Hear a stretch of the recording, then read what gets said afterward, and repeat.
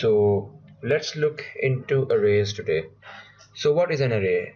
An array is a data structure which stores a fixed size sequential collection of elements of the same type. We can also say that an array is a collection of variables of the same type. So I'll write the basic structure of array here, and then I will explain and we'll do an example. So we declare an array by first giving it the type of the array, then the array name, and then the array size. So say I want an array of type int. I want to name it balance and I want its size to be 4. So I can store values right here by using the curly braces here, and say I want to store 1, 2, 3 and 4 in it. I can only store 4 values here because my size of the array is 4. One thing to notice here is that the value 1 is stored in the 0th index of my array, because my indexes in C++ start from 0. So my value 1 is stored in 0th index, 2 in the first index, 3 in the second index and 4 in the third index, making it total of 4 values. 0, 1, 2, 3 are the indexes and my values are 1, 2, 3 and 4. So how can I access these values? I can access these values by simply saying balance and 0th index. So if I print this, let me just add my 0th index value is balance 0. So my value that would be printed would be 1. Let's run this.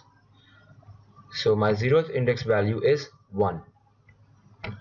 So I'll just copy this and I'll print out all the values, 2, 3 and 4. My balance 1, balance 2 and balance 3. This makes it a total of 4 values. So let's print this out,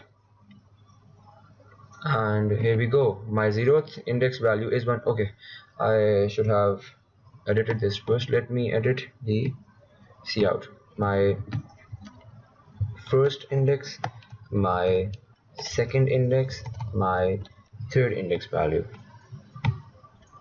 So here we go. My 0th index value is 1, my first index value is 2, my second index value is 3 and my third index value is 4. So what if I want to print all of the values by just using a for loop? So I'll write for int x is equal to 0, x is less than 4, x plus plus.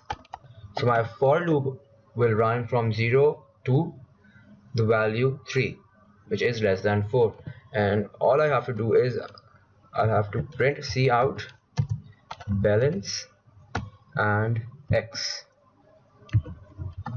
That's it. So as x changes, my value of balance index changes and it gets printed out. So in the start my x is 0, so the 0th index value will be printed, then 1, then 2 and then 3. So let me run this. So here we go.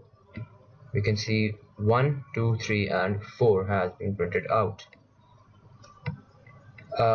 Another concept that I want to show here is of commenting out.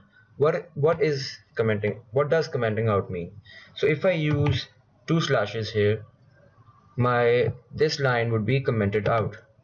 This would be here just as a comment for the programmer to see, and this won't run. So if I comment out all of these lines, none of these would run and my program would directly go to the for loop and it would run here.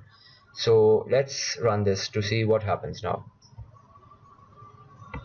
So my program ignores these couts here because I have commented out these, and they're just seen as if these are comments for the programmers to see, and my program goes to the for loop and runs that. So this is it for arrays. We'll continue in the next lecture.